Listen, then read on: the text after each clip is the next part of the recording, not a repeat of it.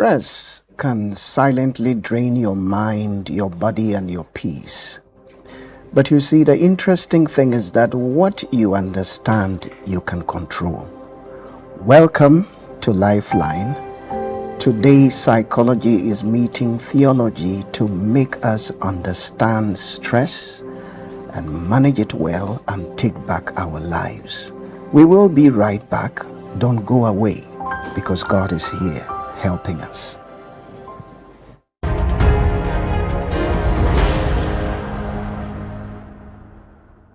Welcome back, my dear friend. Stress has become one of the silent struggles of our time.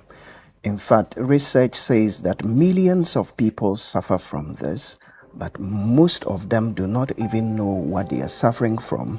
They don't understand it, and they do not know how to manage it. In the USA, stress is recognized as the #1 killer. Isn't that scary? Today, we are blessed to be discussing this, how to manage your stress. To help us discuss this is a very gracious woman referred to in the psychology family as the mother of counseling psychology. She has and still mentors almost every counseling psychologist in Ghana, including yours truly, Bishop Kranchi Mensah. She is a retired professor who has lectured in the University of Education, Winneba, in the Methodist University, and then Central University. But even in her retirement, she has refused to rest. She is still training counselors.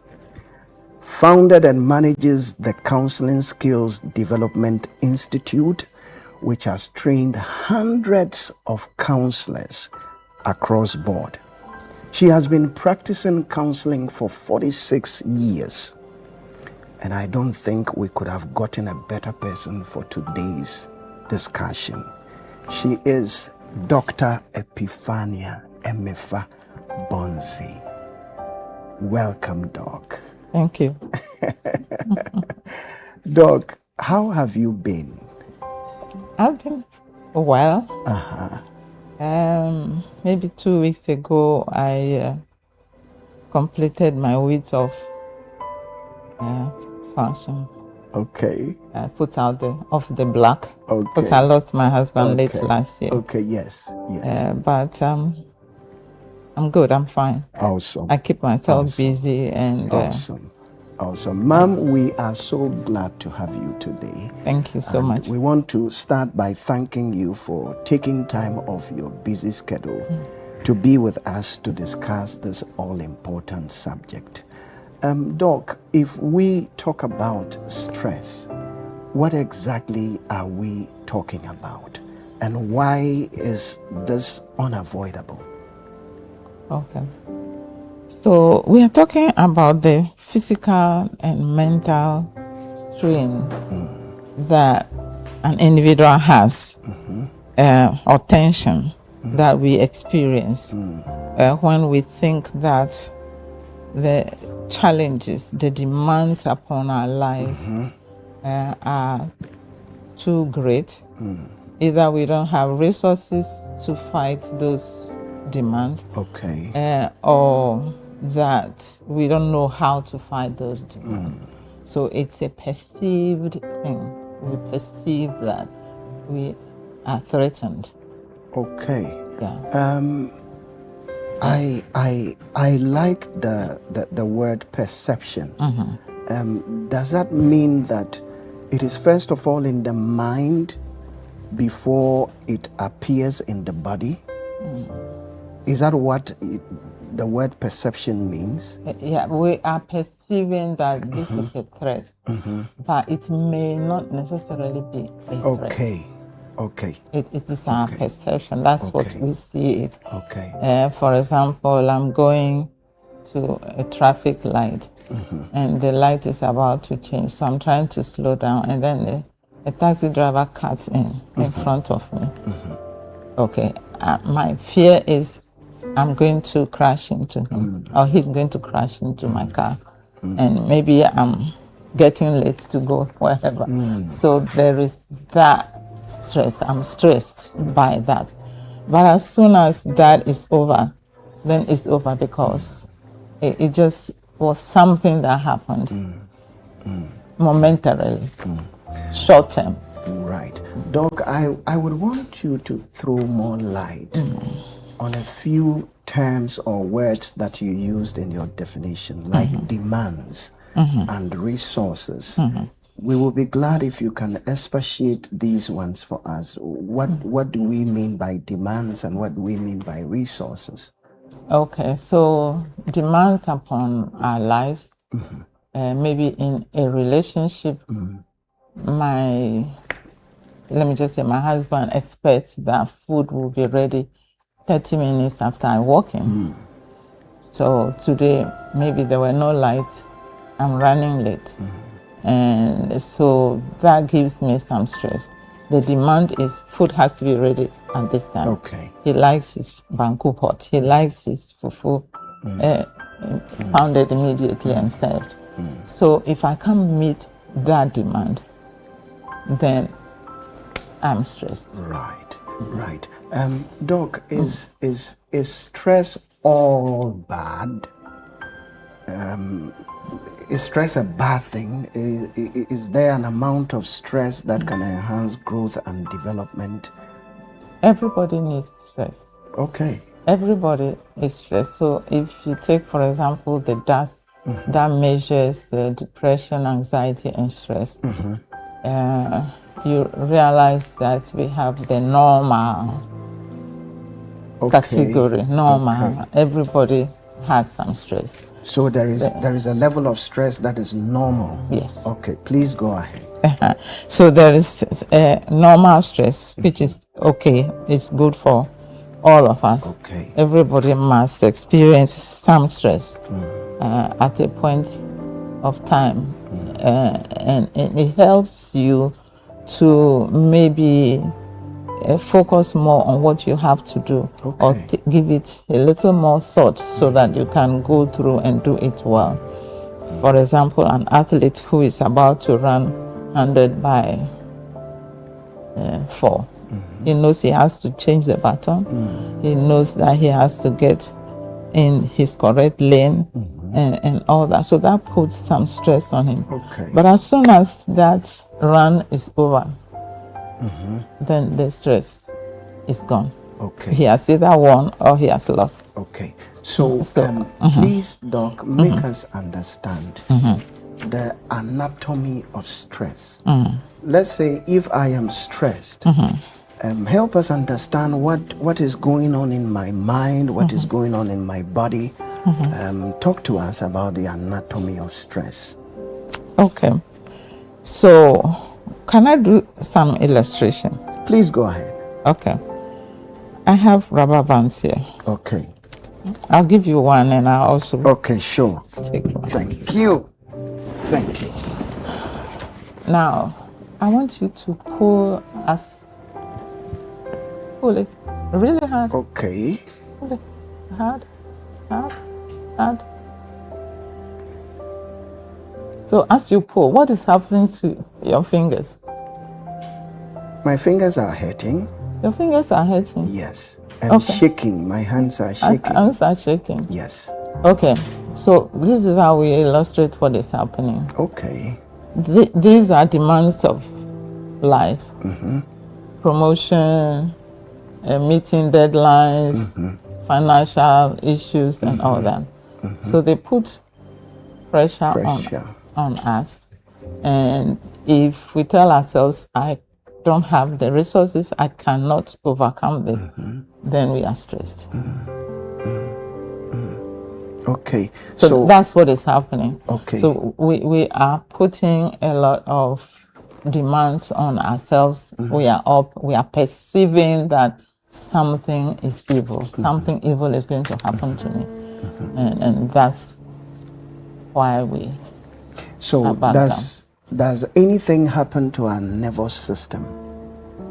Does stress have any effect on our nervous system? Yes, it does. So if I'm stressed, how does it affect my nervous system? Okay, so like you said, your body is shaking. Okay, so that's one way to manifest. It has to deal with actually your brain, which is all part of the system.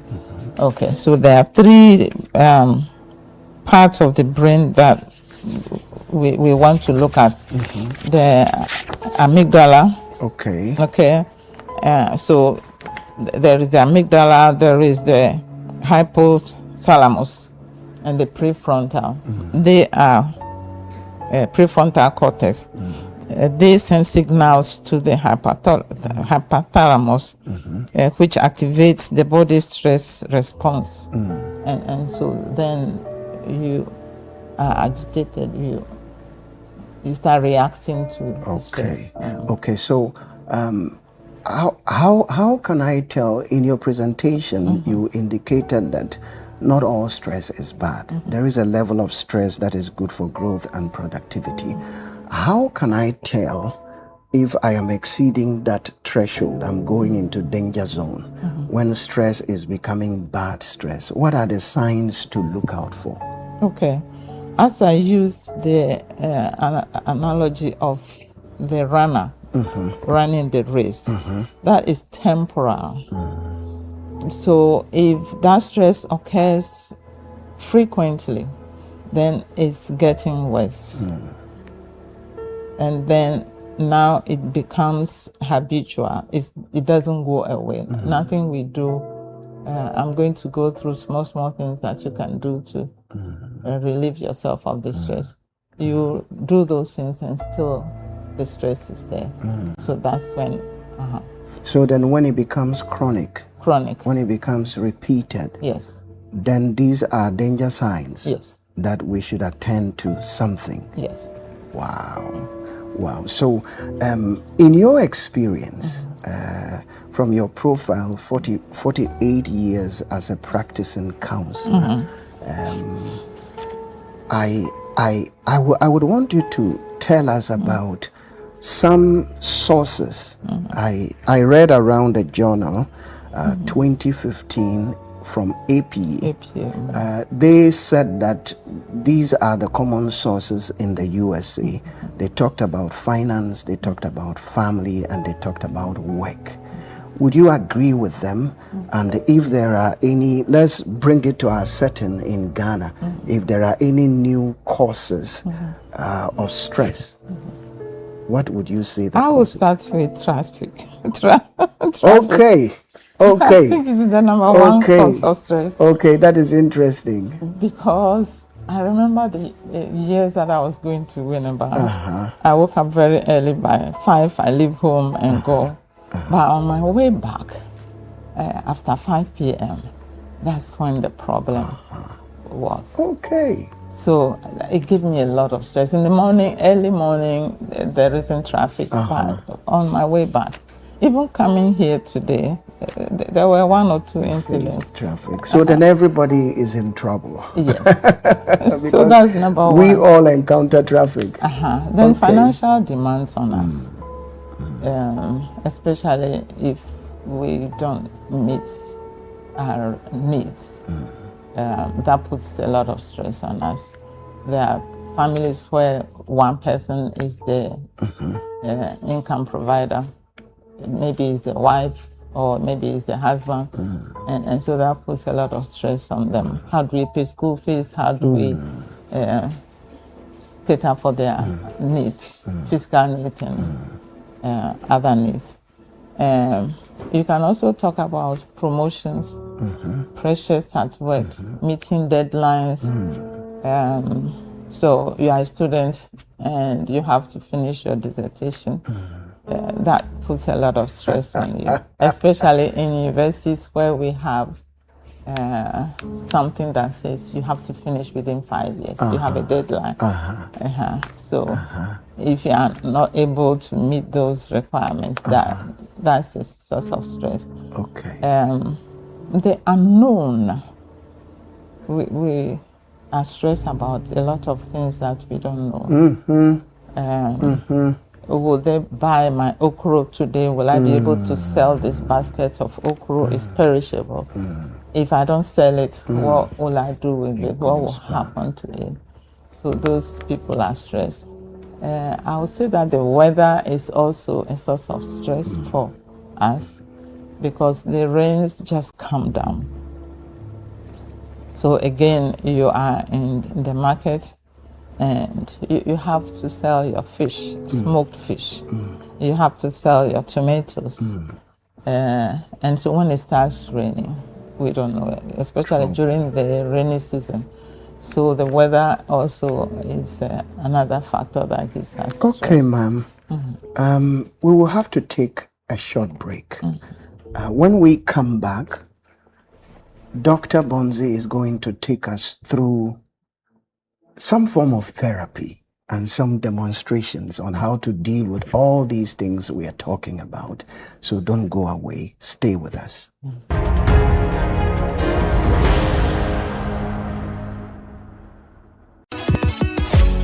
The entries are in and the marking has officially begun. Who will make it to level 2 of the Literacy Challenge 2026? Listen out for randomly selected entries on Branch in the City and the Traffic Avenue on 97.3 City FM and on Breakfast Daily on Channel 1 TV. The top 100 contestants from across Ghana's 16 regions will be announced on Tuesday, 11th August 2026. Next up is level 2, the aptitude test. The top 100 contestants from across Ghana to make it to the next round shall take part in a written aptitude test on Sunday, 16th August 2026 at 12:30 p.m. at the British Council, Accra. Stay tuned, the journey continues. The Literacy Challenge 2026 is powered by City FM with support from Channel 1 TV, and it's proudly sponsored by Prospectus Ghana Limited, SIC Insurance, Advocate Publishing, Tema Oil Refinery, and Delhi Group.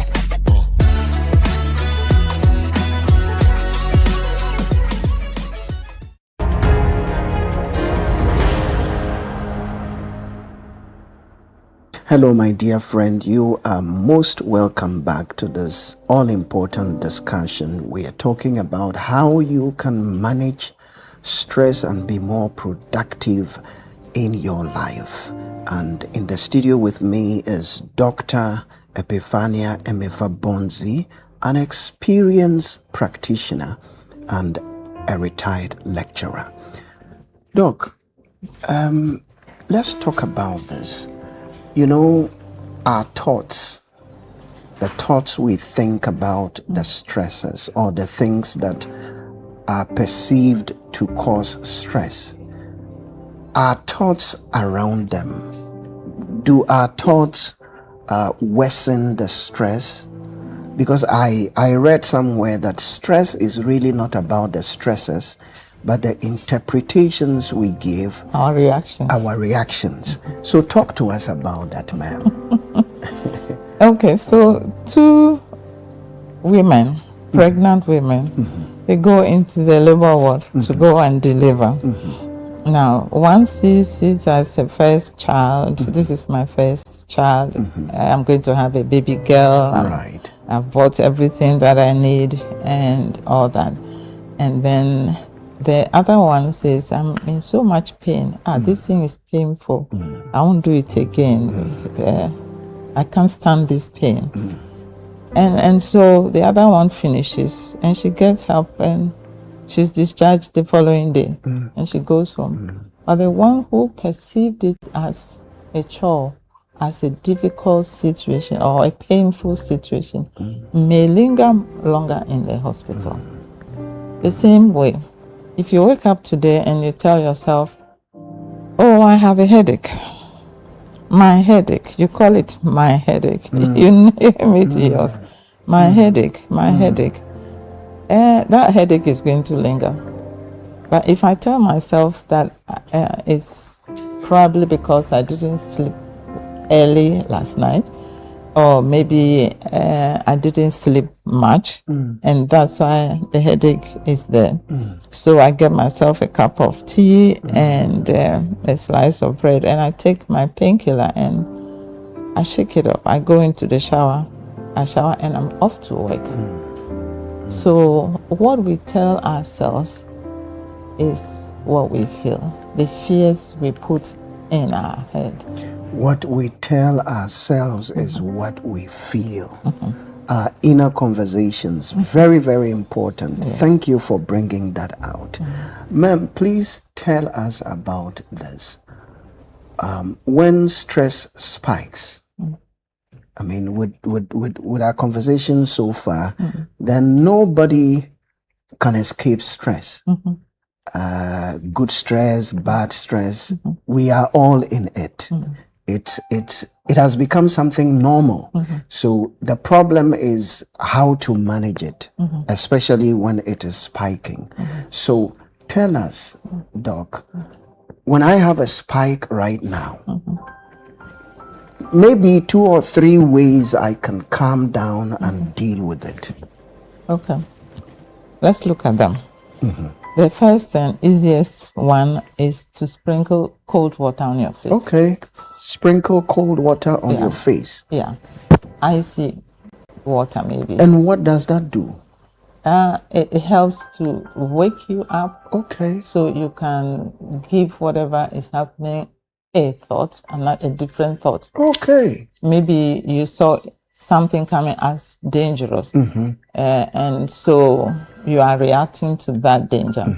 But if you splash the water, then the water helps you to rethink about it. Sort of wakens you up. Okay, interesting. So that's one easy thing to do. Another easy thing to do, we call it grounding. Okay.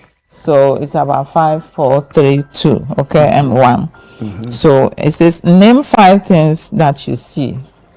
Okay, so in the studio, 5 things that I can see. Yeah. I can see this beautiful cup. I can see Dr. Bonzi. I can see the cameras. I can see the flowers.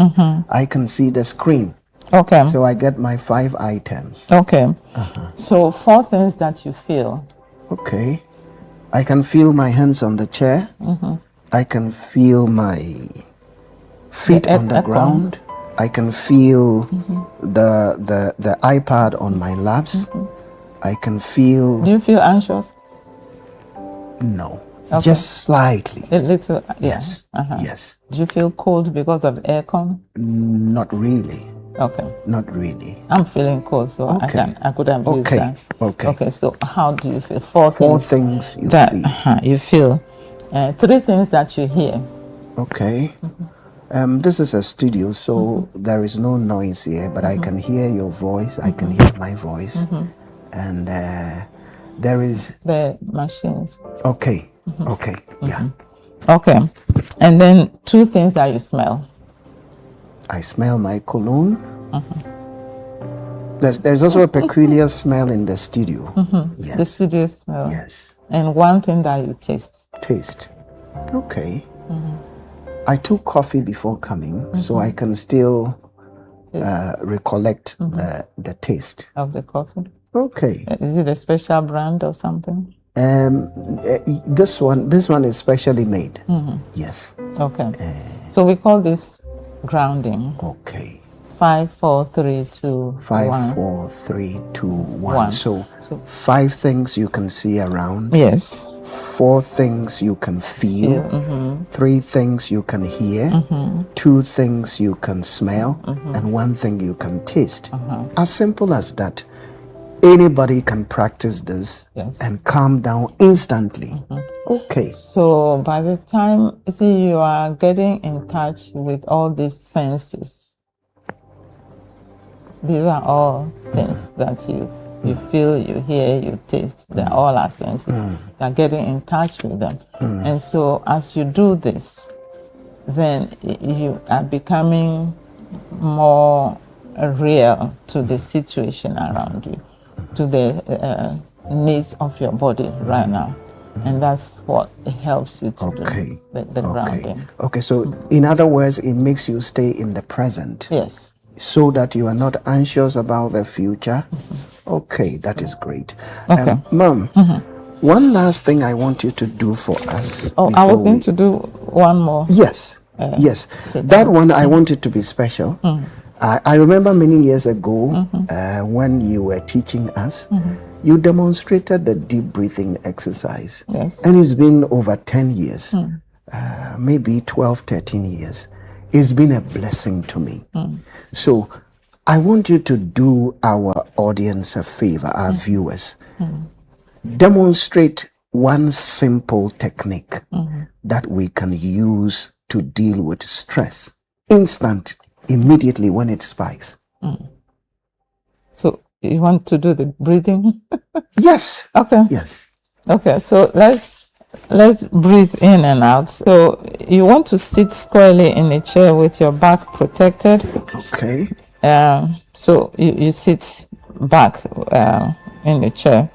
If anything is tight on your body, you can loosen it. If the shoes are tight, you can take them off, and so that you can feel free in your situation. Okay, so the command is to breathe in and out. Breathe in for the next 5 minutes. We are going to do that. Every minute has something that you will pay attention to or focus on. So the first minute is just about breathing in and out. Now we breathe from the diaphragm. So we breathe in and let it out. You have to make noise with the out breath. Okay. Because it helps you feel that something is coming out of you. Okay. And I also want to state here that whatever we take inside of us is clean. It's rather the things that come out of us. So a few minutes you drank some water.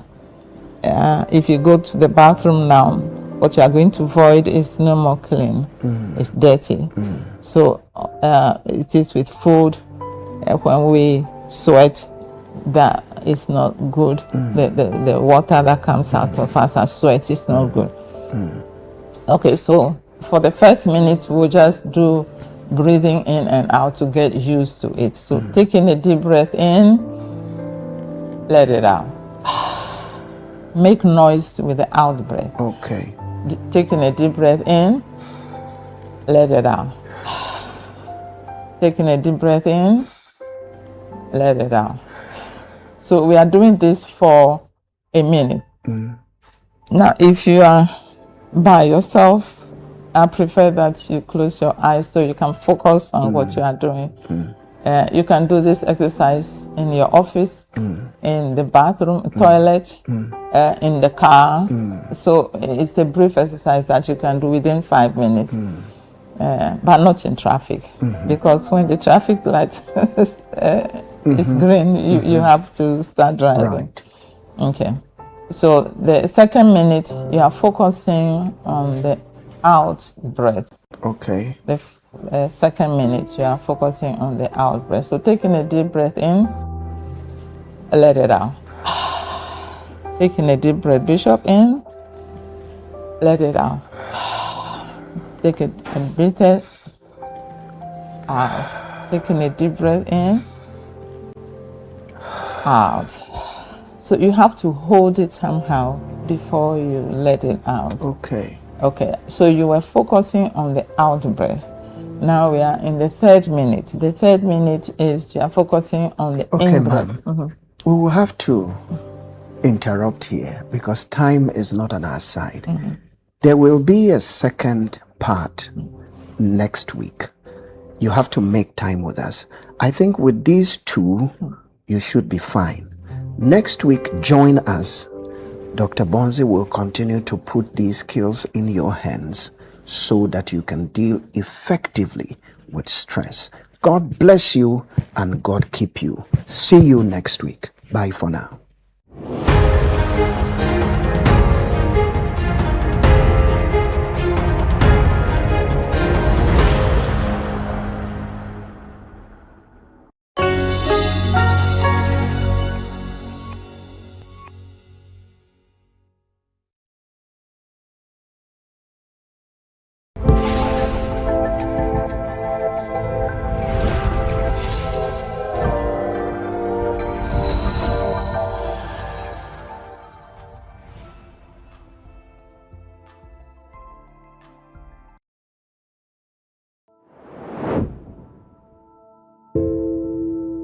As the sun crests the horizon, it mirrors the break of a new dawn for Benamase, a community in the Asante Akim Central Municipality of the Ashanti region. The arrival of Northern Ashanti Mines Limited isn't just about industry. It's a beacon of hope, promising opportunities, and a brighter future that shines as brilliantly as the morning light.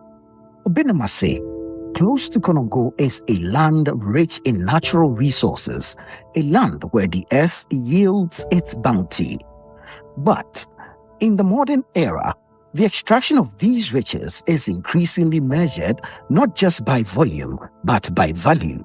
The value created for communities, the value preserved for the environment, and the value of transformation itself. Northern Ashanti Mines Limited, NAMLC, a subsidiary of Nguvu Mining Limited, is charting a course through Ghana's vital mining sector.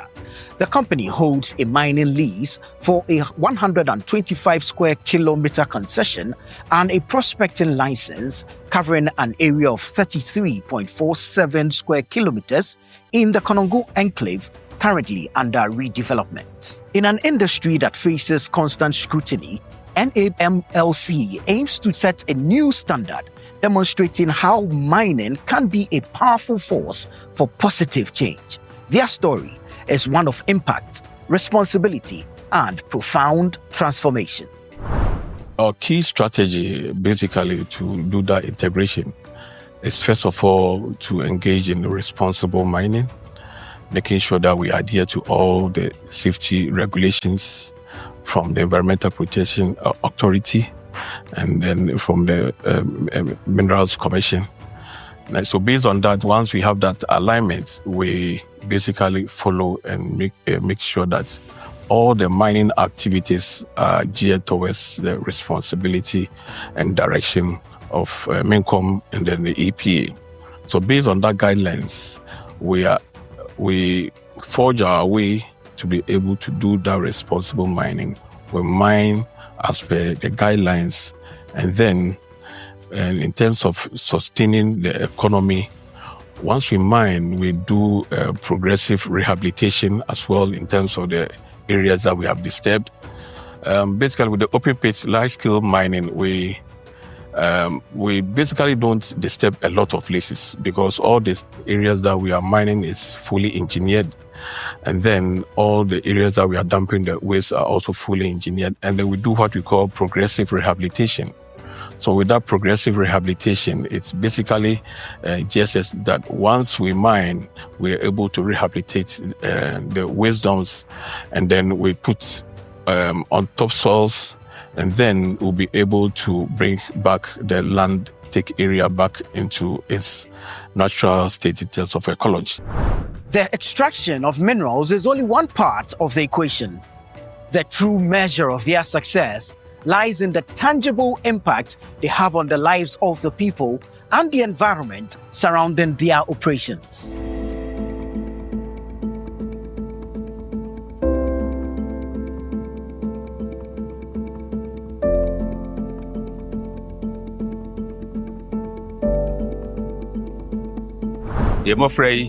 Ababuna wo krom hayi wo mo fa won madwuma mu kakra edwuma de nya hyase de ba nu se hyase de ani on beyam amom amana broso na yen sa se wo mafa no so no ne se wo mafa no kwa wo mutua ho ka fudi e wo so bia no wo mutua ho ka ye ni wo mu ndi asem bia na ye de titru de eye ben mase ya no de ye de sa company we no e soronko Mudibuo e fatabia makro no. Yes, yeah. E ma bi kan ye nya se bi ye wo himfie. Bibia ye hia ye de kwakwato mani bia no. Omo nsu ya so. Omo ebebua ye. Ye si community center bi wa ha. Ye hia mo a bia felling. Bia ye tu na bi ne ye pese felling ni ade no. Wo kan ya no onum aba. Yes, yeah. Se bi eduma bi ba. Omo di kan aba. E de letter na bre yansa. In an industry often associated with environmental challenges, Northern Ashanti Mines Limited is committed to pioneering responsible practices. Through stringent environmental management, innovative water conservation, and dedicated reforestation projects, they are actively working to ensure the land thrives alongside their operations. The development of a new mine requires substantial capital and long-term planning. Northern Ashanti Mines is investing heavily in the development of the Obenemase North and South pits. A short distance away, construction is advancing on a 100-ton per hour processing facility, which has already attracted significant investment, expected to drive operational efficiency once completed. The company has also invested heavily in administrative facilities. But beyond the physical development, millions of dollars have been committed to expenditure on equipment, fuel, labor, and ore treatment chemicals. Procurement alone accounts for nearly 70% of total mining cost, underscoring the scale of resources required to bring a new mine into production. As at the end of 2018, we had capitalization of about deferred expenditure of about $69 million that we had put into the project. This doesn't come easy, especially when you take over a mine when the price of gold is $275 per ounce, and then you start production when the price is $1,300, only for your production cost to be about $3,000 per ounce, so meaning that you are running heavy losses. Or you have capitalization on the stock exchange, and because of the meltdown in 2008, you lose all your capitalization of over $100 million. It puts you in a fix. So yes, you get baptized, you get industrial baptism, and you realize that the strategy is very important. Fortunately, the plan was not to sell out, but to be an indigenous local company that will put in local investment.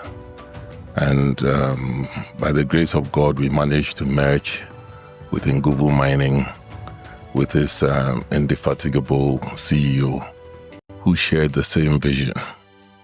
And as we speak, I think that we've almost hit additional $87 million in investment just to bring the mine to fruition. And we believe that by the first quarter of next year, 2027, we should be turning the mill and we should be in production. The redevelopment of the mine is being done through a powerful narrative of local empowerment. Deeply committed to its roots, has commissioned an indigenous firm to build a vital processing plant. This isn't just about construction. It's a testament to self-reliance, a belief in the ingenuity of Ghanaians, and a commitment to shaping the future of Ghana, one homegrown project at a time. We are building a modern 100 tons per hour CIL plant to treat gold ore.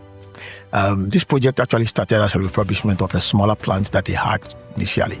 But after assessment of the plant, we realized some of the old facilities were not passing the NDT test. So we planned to upgrade it. But eventually we got to a point where we have to build a completely new plant. So we designed the plant with the client's engineering team, assessed it, and arrived at this 100-ton plant. So we basically developed the concept with the client, designed it with their approval, and we are in the space where we are actually constructing it. We are hoping to be commissioning this very soon, later this year. This is a flagship program for us. We are a full scope engineering company. We design, we do partial plant build-ups. This is the first big complete plant that will arrive from concept to commissioning the plant. So it's a great testament not only for Mark Partners, for the country as a whole, that an indigenous company can do that. And we thank Northern Ashanti for giving us that opportunity to showcase this piece. And the plant we are building is standard CIL plant, similar to any one you find in any international mine and even across the country. So it is a very wonderful experience for us. Local content is more than a compliance issue. Most people think it is a regulatory issue that you comply to. For me, I think it's a demonstration of local capacity. And in the sense of this particular project, having a local investor, locally owned mine, locally funded, and being delivered through a local engineering company, it's a good testament to the local content principle, because you need that to show that there's capacity, you leave knowledge behind, you employ from the community, you basically are giving back to the community, and the entire funding is staying in the country. By the time this project is done, we would have built strong local capacity, trained quite a lot of local ingenious people to help the mining sector grow. So for me, the significance really is in that principle, that we can retain such knowledge and such expertise to serve the larger mining community in the country. The ultimate outcome of NAMLC's integrated approach is transformation. It's the transformation of untapped potential into skilled expertise. Currently, the workforce of the company sits at 415, comprising 242 direct employees and 120 contractors, with 13% female representation, slightly above the industry average of 10%. As part of its environmental, social, and governance ESG strategy, the company aims to recruit at least 40% of its workforce from the catchment area to strengthen its social license to operate.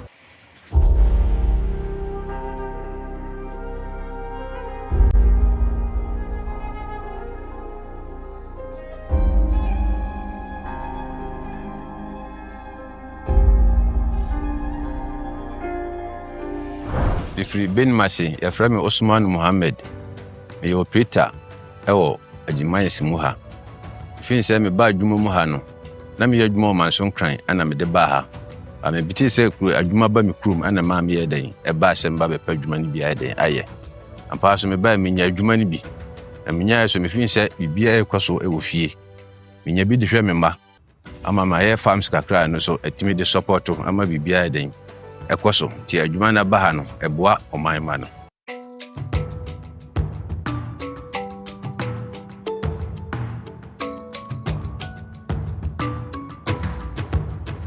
Aboa me ka se emoa me na me boa ekusi sei me ba adwuma mu na me operator bet enye machine na me use na ene me teso yi wo machine kakra ka esi wo ya na me small boy me teso a na etumuze company na yibi me machine a me ba na me use EDT ba me ba company 1 year advance 1.5 year me sua machine ahodo mienu eno nti me gina we metumi akasa me multi skills because me use machine me ensa the edikan ye EDT the otoso ye roller and beside use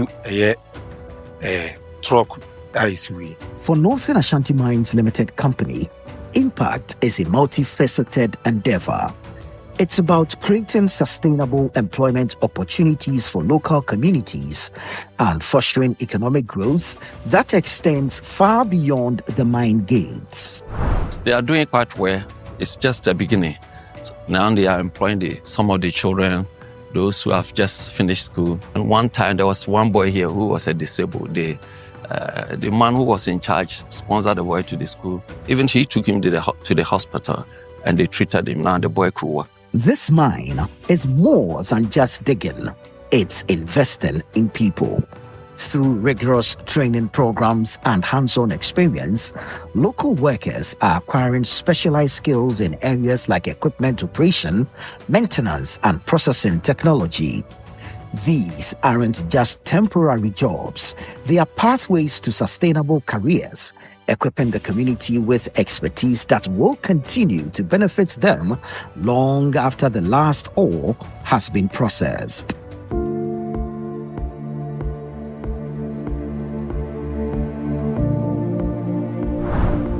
This town, that's Benimasi. That's where the site is. It's a Hana project. I heard about it and then I applied. Fortunately for me, God being on my side, I had a job. Intime by because I had the skills, I came for what I've learned about as a surveyor. Training, I mean, that's exactly idea we are doing here. Certain in school, theoretical aspects and other stuff, but I feel the right feeling and whatever I was taught in Ensuno, it is true. Like Nini now goes in line with whatever. So me a crewmany and I may apply. Fortunately, I'm more fans, I'm more far crewman, and I had it.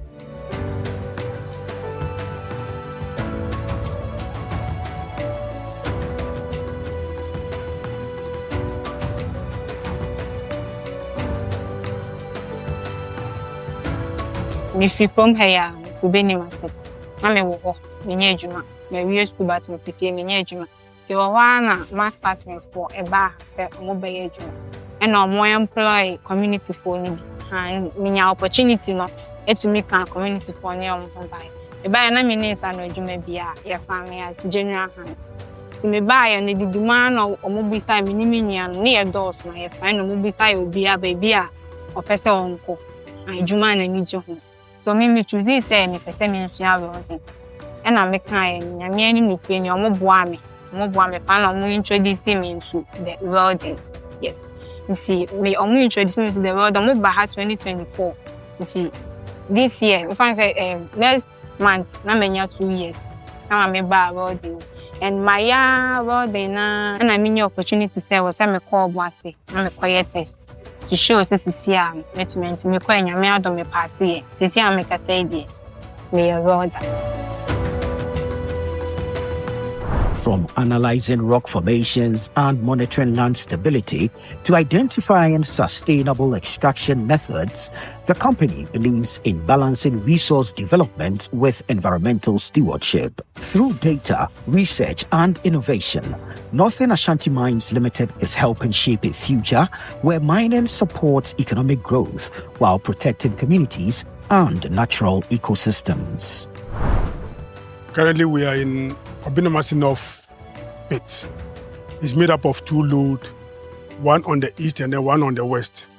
So currently, we were mining the east when it rained yesterday. That's why we have paused operation for the graders to prepare the road so that it becomes more trouble for the trucks to be able to apply again. In the pit, what we do whilst we are mining, we'll be grading the road so that it becomes more trouble and then it doesn't affect the operators. We suppress the dust using a water bowser so that every dust into the environment is reduced. And then during the mining, when we encounter water, we pump it into a sedimentation pond and then it is finally pumped into the environment.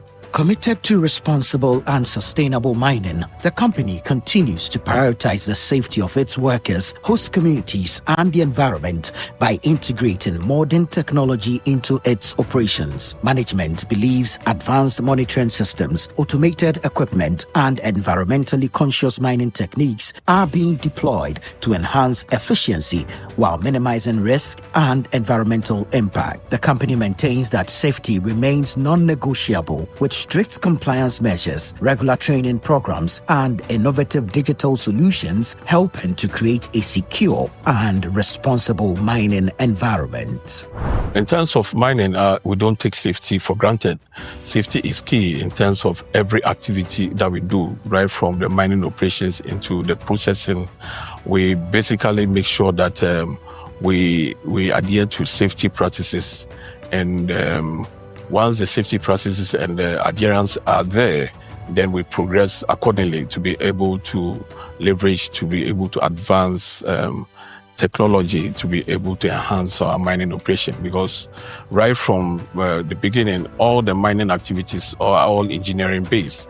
We design our pits using high-end softwares to be able to integrate, to know the areas. We use GPS, we use drones to pick up and able to guide us to be able to know the areas that we need to go, the areas that we need to drill, the areas that we need to mine, So all has an integral piece for us in terms of our processes in developing the operation.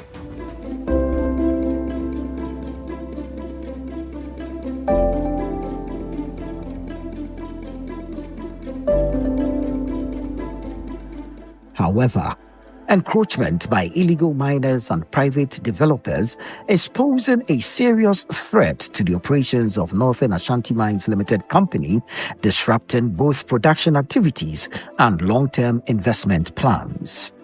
Illegal mining activities, often carried out close to concession areas, have led to environmental degradation and safety risk for workers and surrounding communities. At the same time, rapid development of structures within or near mining concessions is creating land ownership disputes and limiting the company's ability to expand its operations. We've come a full circle, and we are in times that the industry requires very heavy investment, and we have very strict regulatory provisions. We are also confronted by the current threats of what I'll say, quote unquote, sophisticated and entitled illegal miners.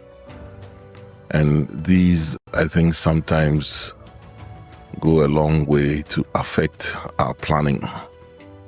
And we believe that with government's drive and interest in assisting local investment, we'll cross the Rubicon and we'll be able to meet our target to start production in the first quarter of 2027. Northern Ashanti Mines Limited remains committed to being a modern mining company focused not only on operational excellence, but also on responsible business practices that positively impact the communities and protect the environment. This is the pivot of the company's long-term vision for sustainable mining. We have also been supporting in terms of our corporate social responsibilities, reshaping of these communities' rules, and also our annual responsibility of the 6th March celebrations, Ghana Independence Day, and also the Farmers' Day, which are very coherent in terms of our corporate social responsibilities. We also have some community members that we have given to our contractors, which is my partners who are working on the project plans. Now today I've been also training these people, of which at the end of the day, go is if they hand over the project process plan to us, we are going to also have local employment or local forces who are going to run these plans for us. So basically, we have a cordial relationship with our chiefs and our key stakeholders also.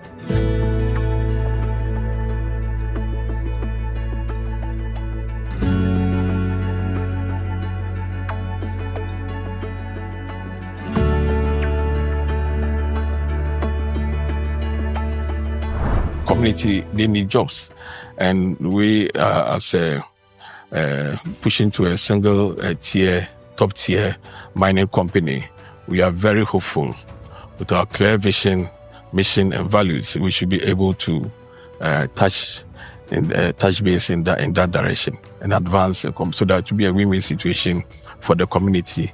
And then also, we are also looking at further development of other alternative livelihood projects for the company in terms of training skill sets. Currently, we have about 29 employees, which we've taken them as talent development program, TDB. Those they call it graduate trainees, but we've put in some more emphasis on talent development.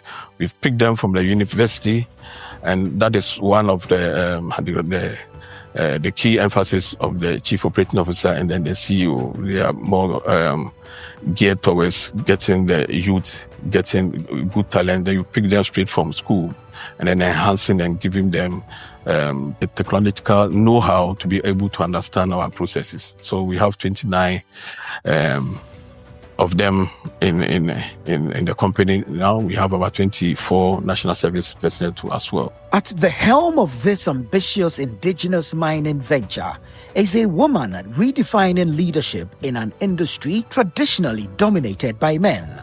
Having guided the company from vision to reality, her success is helping to break barriers for women in mining, inspiring greater gender representation across the sector, while reinforcing the role of indigenous businesses in shaping the future of Ghana's extractive industry. This will be our second mine in Ghana, actually. We also have Adamus Resources, although that was not built from scratch. It was acquired from a multinational company at the end of its life of mine. But this definitely would be the first from scratch built plant by Ghanaians, owned by Ghanaians, financed by Ghanaian banks.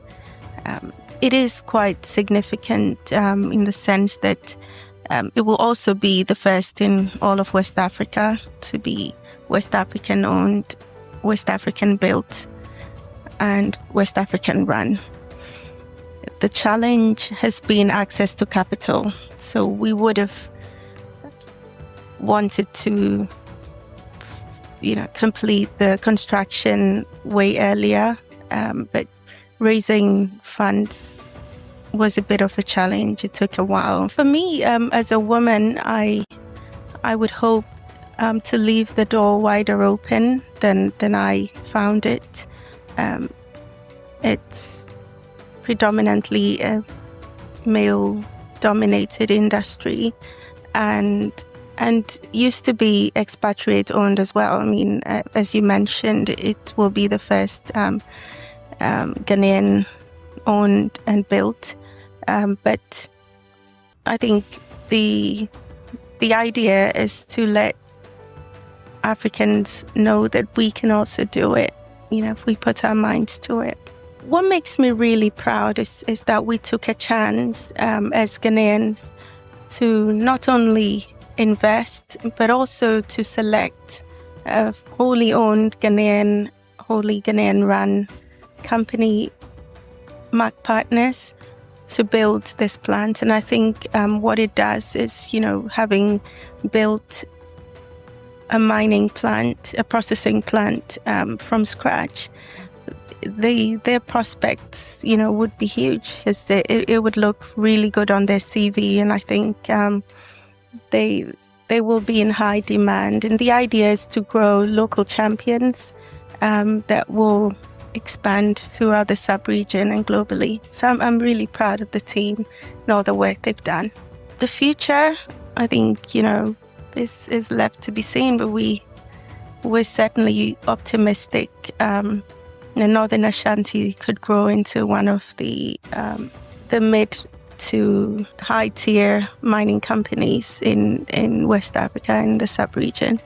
More than just extracting resources from communities in and around Konongo, in the Asante Akim Central Municipality of the Ashanti region, Northern Ashanti Mines Limited aims to redefine what it means to be a mining company, focusing on tangible impact, unwavering responsibility, and profound transformation.